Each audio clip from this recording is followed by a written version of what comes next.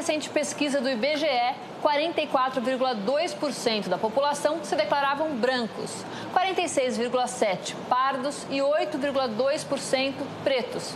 A novidade desse resultado é que as pessoas que se autodeclararam brancas diminuiu e aumentaram em 15% os que se autodeclararam pretos ou pardos. Para especialistas, uma das razões para esse aumento é que as pessoas passaram a se reconhecer na cor preta. Ser negro deixou de ser um ônus e, que bom, passou a ser motivo de orgulho para muita gente. E é justamente esse orgulho que tem impulsionado um movimento de mercado batizado Black Money, dinheiro negro em português. E o que é isso? É o dinheiro gasto pela população negra em negócios fundados e geridos por ela. E essa turma, que é mais da metade dos brasileiros, movimenta cerca de 1 trilhão e 500 bilhões de reais no país por ano. E tem gente que ainda chama isso de mercado de nicho. Sério? Para entender melhor esse movimento, a gente foi conhecer a criadora do maior evento da cultura negra na América Latina. A gente recebe uma média de 100 a 120 empreendedores, uma circulação monetária de mais de 4 milhões. Esse empreendedor que viu em um episódio de racismo a chance de abrir o seu próprio negócio. Já estamos em 15 países e mais de 70 cidades. Essa pesquisadora que criou uma empresa para identificar o perfil do consumidor negro. Uma vez que a pessoa faz parte do público-alvo e de fato consegue participar e responder o questionário, ela é remunerada com um pouco de dinheiro. Esse casal que criou um clube de assinatura com produtos feitos por afroempreendedores da periferia. E a gente vem numa crescente aí de aproximadamente 15% ao mês. E o maior evento de gastronomia africana de Nova York. They have a direct impact on creating more visibility for these businesses. O Mundo S.A. começa agora.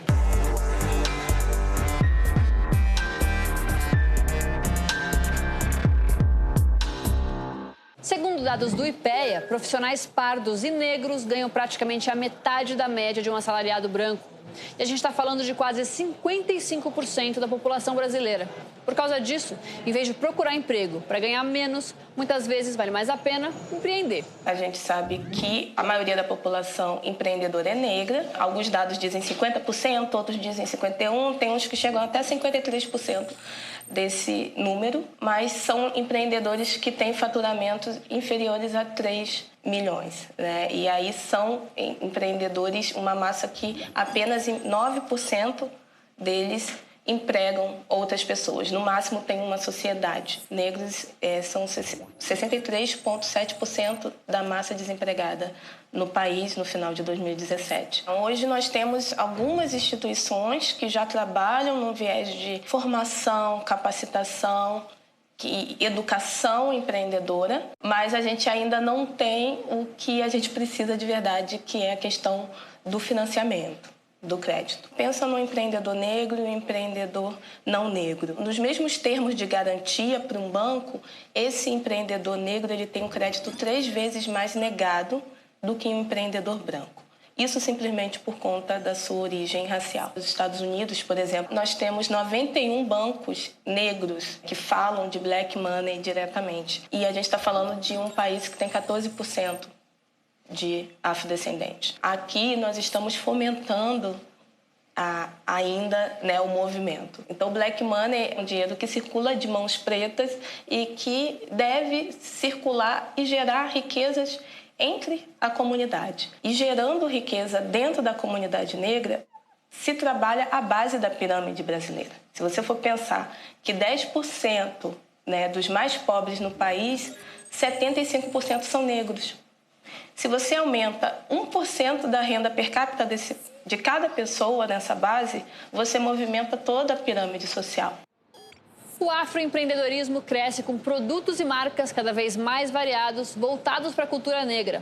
Mas o foco não é só o público negro. A Aline Midley, apresentadora aqui da Globo News, acompanha de perto esse movimento. Além da inovação, o afroempreendedorismo tem na essência uma ideologia, uma proposta de engajamento. Além de ser um canal de discussão para temas urgentes, como inclusão, racismo e empoderamento. Mas, acima de tudo, é um negócio de impacto social que precisa ser lucrativo. Eu fui conhecer 2 afroempreendedores que são pura inspiração. Entre eles, uma precursora, Adriana Barbosa. Ela criou a Feira Preta em 2002, numa época em que o ambiente era muito menos favorável.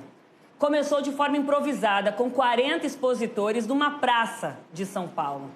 Hoje, a Feira Preta é o maior evento de cultura negra em toda a América Latina.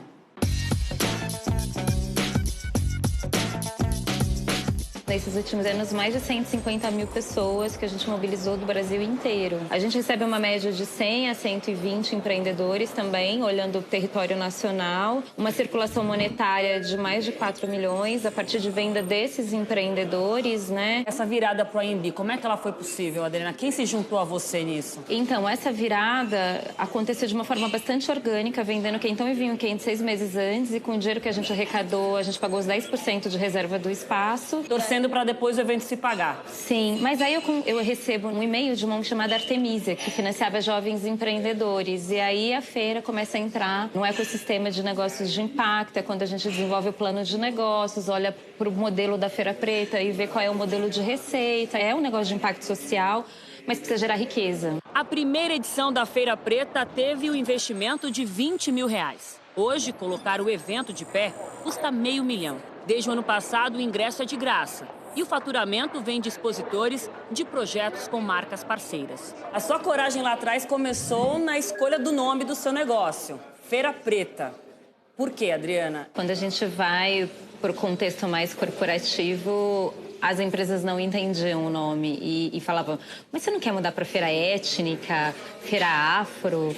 Por que Feira Preta? Eu falei, porque a gente está reafirmando uma posição muito clara do que a gente quer, qual é o nosso posicionamento, o que a gente quer trazer enquanto questão. Foi uma longa jornada de defesa e de muita argumentação. A feira acontece uma vez por ano na capital paulista, em 2 dias. Já teve edições no Rio de Janeiro e em São Luís. Recebe entre 10 e 20 mil expositores nas áreas de moda, gastronomia, música, design, tecnologia. Adriana, para onde vai a Feira Preta? Qual é o futuro? Chegar na Colômbia, que eu acho que é a segunda maior população negra das Américas, depois Estados Unidos, junto com a África, os países de língua portuguesa. Hoje você tem um mercado estabelecido, que podem não olhar para ele, mas é fato, ele existe. Tem negros que se declaram como negros e à medida que essa população se autodeclara, ela vai procurar produtos e serviços que têm a ver com a sua especificidade. E você tem do outro lado uma galera preta que olha para mais de 100 milhões de afrodescendentes e fala, eu quero criar produto para eles. O que precisa agora é isso. A gente tem um ambiente propício, a gente precisa de grana agora, din-din. Precisa do faz-me rir agora. É a grana do investidor, de alguém do investidor que olhe para isso. Sim, de linhas de crédito, de fomento, de um ecossistema que olhe para o empreendedor negro, para esse mercado negro como potência e queira investir. Na Feira Preta, muitos encontram uma vitrine, um espaço mais confortável para se arriscar, se mostrar. Foi ali que, em 2016, a Diaspora Black foi lançada. Outra pioneira, a primeira rede de anfitriões e viajantes interessados em vivenciar e valorizar a cultura negra. Você pode ir ao Pelourinho, você pode ir a um terreiro, mas a gente permite algo que vai além. Você quer comer o acarajé. Onde você vai em São Paulo comer um acarajé? Você pode ir num espaço e viver a experiência do acarajé, Saber como o acarajé é feito, quais ingredientes. Quem trouxe ele para São Paulo? Quem trouxe ele para São Paulo, quanto de emprego aquele acarajé gera. E isso é fantástico, Olha, nós crescemos bastante, nós temos 7 meses de fato do site estar fazendo as negociações, Nós temos alguns produtos como acomodações compartilhadas, como experiências. E dentre as pessoas que oferecem acomodações e as pessoas que estão viajando, nós temos já cerca de 1.500 clientes. Já estamos em 15 países e mais de 70 cidades. Teve um crescimento muito maior do que a gente esperava num período muito curto. Nós começamos sem nenhum tipo de investimento, senão os nossos cartões de crédito. E, num primeiro momento, fizemos uma campanha de crowdfunding. Nós temos a meta de, em 2 anos, ter aí mais de 80 países representados. Bela meta. Estamos chegando lá. Hoje, o objetivo também é prosperar como a única startup de afroempreendedorismo acelerada na Estação Hack, um centro para inovação criado pelo Facebook em São Paulo. Nosso negócio, ele é um negócio de impacto social, porque ele foca uma população que é mais da metade da população desse país, porém são 110 milhões de brasileiros que não se veem no mercado de consumo, né? Não se veem representados aí em produtos e serviços. A Diaspora Black quer resgatar a memória negra em experiências turísticas. Nas redes, seleciona parceiros e conquista clientes. 70% dos nossos clientes são mulheres negras. O que isso representa para a gente? As mulheres negras estão na base da pirâmide. Ou seja, a gente não só possibilita mulheres negras de se encontrarem, de viajarem, de se empoderarem pela possibilidade de ter uma plataforma segura para viajar e conhecer lugares, mas também de mobilizar a economia dessas mulheres, que muitas abrem suas casas para receber outras mulheres. E a história só melhora quando a gente descobre que a ideia por trás da Diaspora.Black nasceu de uma experiência racista que o fundador teve lá em 2011. Eu alugava um quarto na minha casa e ali eu tive uma experiência muito ruim. E daquela experiência de rejeição, né, de um casal que não quis ficar na minha casa, eu percebi que não dava para viver isso. Identifiquei que aquele não era um problema só meu, que era um problema coletivo e que nós, quanto uma população, precisávamos de serviços que nos blindassem de viver essas experiências. E ainda no tema coletividade, o Carlos se juntou a 2 sócios, Antônio e André. Um geógrafo, um jornalista e um designer. Os primeiros cartões de visita acabaram de chegar.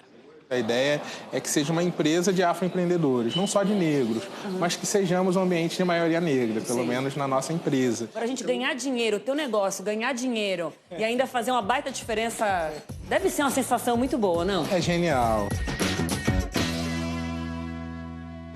Uma das regras básicas para empreender é saber exatamente quem é o seu público. É com essa informação que uma empresa pensa na melhor estratégia de comunicação e sabe se o produto está bem direcionado ao consumidor dela. Para isso, as marcas recorrem às pesquisas de mercado. O João Mostacada foi conhecer uma empreendedora que decidiu abrir um serviço de pesquisa voltado para o consumidor negro brasileiro.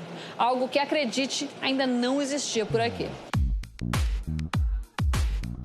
O Painel BAP é o primeiro painel de consumidores afro-brasileiro. É uma plataforma onde pessoas de diversos perfis se cadastram para participar de pesquisas de mercado e serem remuneradas por produtos e serviços de afroempreendedores. De onde surgiu essa ideia? Eu fui estudar fora do Brasil e trabalhei numa startup que era um painel de consumidores. Eu me apaixonei. E aí, em 2016, eu trabalhava numa empresa e eu fui discriminada.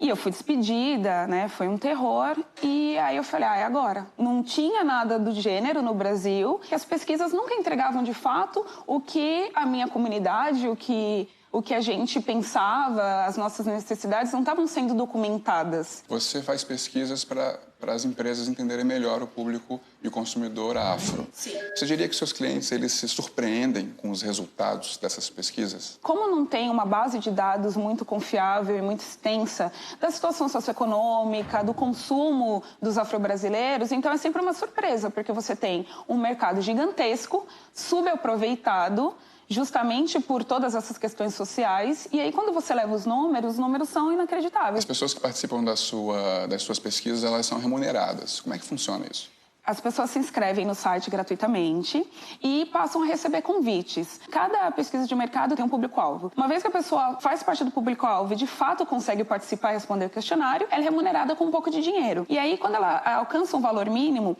ela pode trocar, receber essa recompensa em dinheiro ou produtos e serviços de afroempreendedores. Porque o que a gente gostaria de fazer é o que eu chamo de ciclo de prosperidade, onde todos os participantes saem ganhadores. As empresas ganham quando há diversidade nas respostas. Isso é muito importante para qualquer estudo de mercado. O consumidor, ele ganha quando ele pode dar a opinião dele e impactar diretamente. O consumidor, ele ganha também quando ele troca a recompensa dele por produtos e serviços.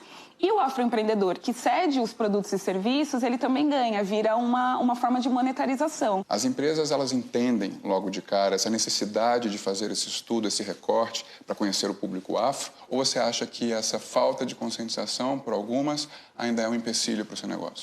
Uma das coisas que a gente tem que fazer é justamente evangelizar o mercado, porque algumas empresas não entendem muito bem por que fazer um recorte. Na ideia deles eu vendo para qualquer cliente, porém as experiências não são as mesmas. Existe também uma falta de gama de produtos específicos para pessoas pretas e que a gente precisa fazer essas demandas de alguma forma, né? A gente precisa documentar. Luana, a gente sabe que no Brasil empreender não é fácil. Sendo você mulher e negra, você diria que é mais difícil? Sim. Primeiro é a violência. Porque para uma mulher preta levar 4 tiros na cara na rua, a gente já percebeu que é muito fácil. Eu falo bastante nas reuniões que eu tenho muito medo de morrer antes de cumprir meu legado. Existe uma vulnerabilidade maior por ser uma mulher e por ser uma mulher preta. A questão do Brasil é que, assim, é um país que ele te atrapalha, ele não te apoia. Então, eu tenho ideias, eu tenho práticas para criar uma empresa, gerar riqueza, gerar cultura, empregos, e o meu país, ele não me apoia em nada. Ele me trata como se eu fosse uma grande empresa. Então, o meu regime tributário não é tão diferente de um regime de uma grande empresa que ganha milhões. E isso é um problema. Você vê luz no fim do túnel? Eu vejo porque a gente trabalha muito e porque a gente sempre vence no final. Eu vou fazer isso para sempre. Então, o Brasil me atrapalhando ou não, eu vou fazer do mesmo jeito. Agora a gente vai para um rápido intervalo, mas se você tiver comentários e sugestões, manda pra gente no falecomaglobonews.com.br ou pelo número 4002-2884. O custo de uma ligação local. Na volta, você vai ver. A nossa ideia é começar a escalar e começar a empregar pessoas também, né?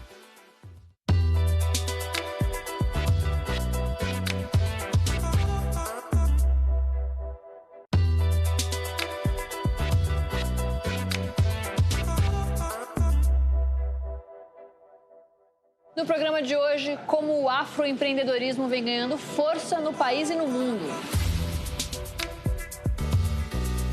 A gente já mostrou aqui no Mundo S.A. como os clubes de assinatura viraram tendência de mercado. O casal decidiu usar essa febre para criar um negócio e dar visibilidade a afroempreendedores da periferia. A ideia está funcionando e a empresa cresce em média 15% ao mês. A Daniela Gemignani foi conversar com eles.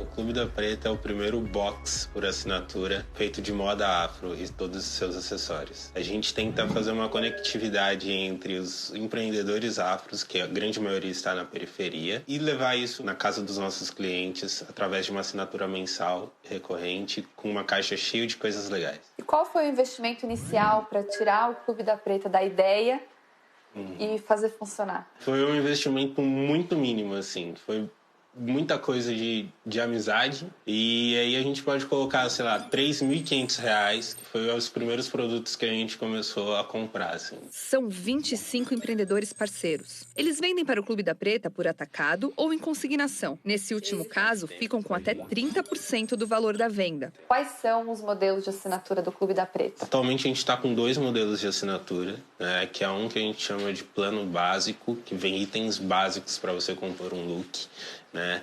E que custa R$ 79,90, e um plano um pouco mais completo, que são mais ou menos 2 looks que a gente envia para a pessoa, que custa R$ 159,90. Todos os itens se conversam, então, tipo, vai uma camiseta, uma saia, um shortinho e um vestido para se conversar mesmo, e a pessoa ter 2, 3 looks ali dentro da caixa. E os acessórios também, que são bem bacanas. Esse processo de curadoria e customização é feito pela Débora, também sócia fundadora do Clube da Preta. Cada pessoa que assina o nosso clube preenche um formulário com suas preferências, cores, formatos. Tem cliente da gente que está desde o primeiro mês. A gente já tem um banco de anotações que a gente guarda com todos os produtos que já foram dentro da caixa de cada pessoa para a gente não repetir. Quais são os tipos de produtos que o Clube da Preta vende? Tudo que dá para colocar dentro de uma caixa. Tem livros que vão, tem cerveja, tem brinco, acessório, turbante. Tudo que a gente acha interessante, que as pessoas vão gostar, a gente tenta encaixar em cada mês, assim. O Clube da Preta entrega para todo o Brasil e tem planos de exportar ainda este ano. A logística é um desafio. É uma dificuldade bem grande. Infelizmente, hoje a gente só depende de um local que é logístico. É uma crítica meio que social também contra a empresa que monopoliza todo esse mercado. E aí a gente acaba tendo que achar outros meios. Quantos clientes, quantos assinantes o Clube da Preta tem hoje? A gente está batendo no 100º cliente já, graças a Deus. E a gente vem numa crescente aí de aproximadamente 15% ao mês. A gente está passando por um processo de aceleração. A gente quer fechar o ano com aproximadamente 400 clientes recorrentes. que cumprem todos os meses. E o mais bacana de comentar aqui é que cada empreendedor tem pelo menos mais 5 pessoas que ajudam ele por trás. Então eu estou fazendo uma cadeia realmente de monetização, sabe? Eu ajudo muita gente. Há 6 anos acontece em Nova York a Semana da Gastronomia Africana. Mais de 25 restaurantes celebram a tradição culinária de países africanos com mostras de arte, música e, claro, muita comida. What we've done over the years is create this space where we're able to popularize African cuisine and cuisine from different parts of the diaspora here in New York City. That has a direct impact on food tourism in Africa.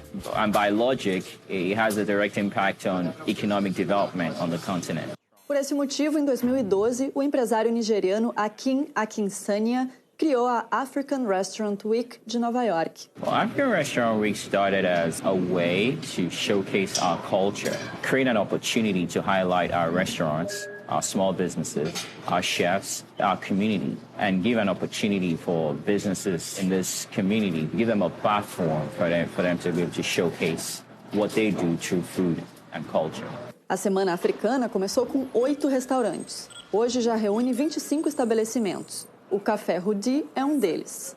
So how did you get involved with African Restaurant Week? I think that, there's New York Restaurant Week, there's all these different kind of weeks, but I think to have an African Restaurant Week is something that's really important and paramount for the culture. And maybe restaurants that you wouldn't normally go to or couldn't afford to go to, people that are super curious are like, you know what, let me come out and do a 3-course African meal at an African restaurant. Akin conta que o evento traz 8 mil clientes a mais para restaurantes africanos, um aumento de 30% no movimento. Basically, the businesses that are being part of African Restaurant Week have seen tremendous growth. They have a direct impact on creating more visibility for these businesses. Durante a Semana Africana, entrada, prato principal e sobremesa custam $29. Em média, 20% mais barato do que o cardápio convencional. You get our regular menu, but you also get a 3-course prefix menu inside that's only African dishes. So what we do is we measure how much of the prefix that we're selling. What it does for us is it's an introduction for most people into those dishes. So where we measure that is how many of that we're able to kind of sell during African Restaurant Week. But what we aren't able to measure directly, but we know it has a halo effect, is that someone that's like, oh, I've had the yassa for the first time, I've had the cebujan, I've had the mafe, are like, oh, I'm going to come back and get that dish. You know what I mean? So it's a way to introduce people, again, and get people excited as well to maybe something that they would not normally eat. Ter acesso a crédito é fundamental para que empreendedores negros consigam alavancar seus negócios. E as grandes empresas que sempre falaram só com brancos perdem muito quando deixam de se comunicar também com os negros. De novo, a gente não está falando de um nicho, a gente está falando da maior parte dos consumidores do país. O Mundo S.A. de hoje fica por aqui. Se você quiser rever esse ou outro episódio, baixe o Globo News Play e assista onde e quando quiser. A gente volta na próxima semana com mais histórias de empresas e mercados que viraram tendência. Tchau!